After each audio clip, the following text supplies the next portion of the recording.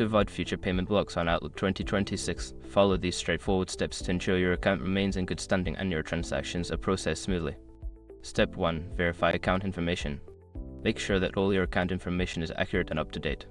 This includes your payment method, billing address, and contact details. Incorrect information can lead to payment issues. Step 2. Enable two-factor authentication. Activate two-factor authentication for added security. This helps protect your account from unauthorized access, which can trigger payment blocks.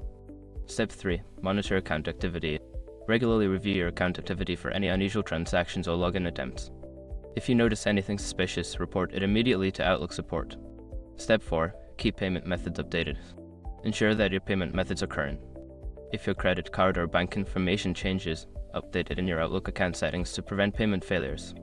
Step 5. Contact support for issues. Before filing a refund or dispute, use the issue.com link in the description to open the refund dispute deadline calculator and confirm your deadline. By following these steps, you can minimize the risk of payment blocks and ensure a smoother experience with Outlook 2026.